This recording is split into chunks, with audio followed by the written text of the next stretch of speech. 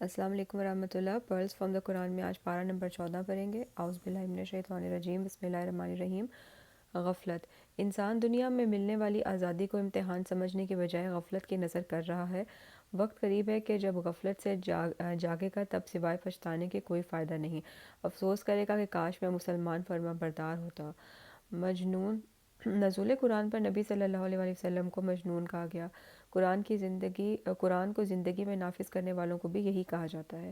حفاظت قرآن اللہ کی ذمہ ہے، اس لیے کسی قسم کی کوئی تبدیلی نہیں ہو سکتی۔ ستارے۔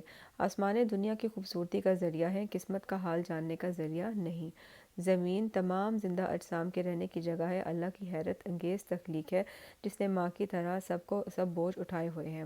اللہ کے خزانے وسیع ہیں، مگر وہ ان میں سے معین مقدار کے مطابق ہی نازل کرتا ہے۔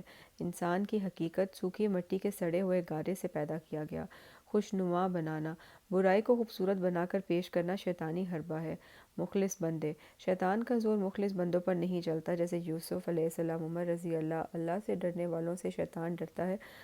جہنم کے دروازے 7 ہیں، ہر مجرم کے حساب سے مقرر ہے۔ سورۃ الفاتحہ ہے اور اس میں 7 آیات ہیں اور نماز میں دہرائی جاتی ہیں جو دعا اور شفا ہیں۔ قرآن عظیم۔ اس عظیم نعمت کے ہوتے ہوئے دنیا پرستوں کی طرف آنکھ اٹھا کر دیکھنے کی ضرورت نہیں۔ تسبیح۔ دین کے کام میں لوگوں کی باتیں پریشان کریں تو تسبیح کریں، سبحان اللہ و بحمدہ، سبحان اللہ العظیم۔ عبادت۔ موت تک اللہ کی عبادت جاری رہے، غفلت نہیں برتنی تاکہ خاتمہ عبادت کی حالت میں ہی ہو انشاءاللہ۔ مویشیوں کے فوائد۔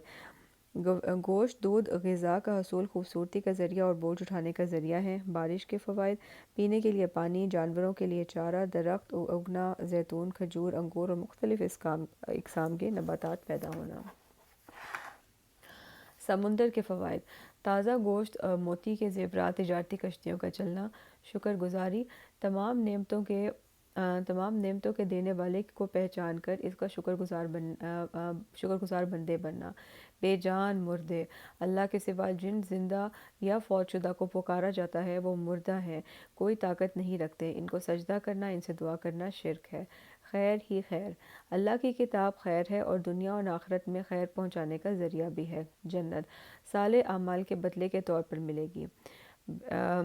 نبی کریم صلی اللہ علیہ وسلم نے قولی اور عملی طور پر قرآنی احکام کو لوگوں کے لیے واضح کر دیا۔ حدیث قرآن کی تعبیر اور تشریح ہے۔ پکڑ کا خوف۔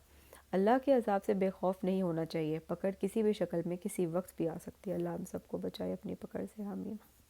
دو الہ نہیں۔ نیکی اور بدی کے خدا الگ الگ نہیں ہے، الہ تو ایک اللہ ہی ہے، بس اسی سے ڈرتے رہنا ہے۔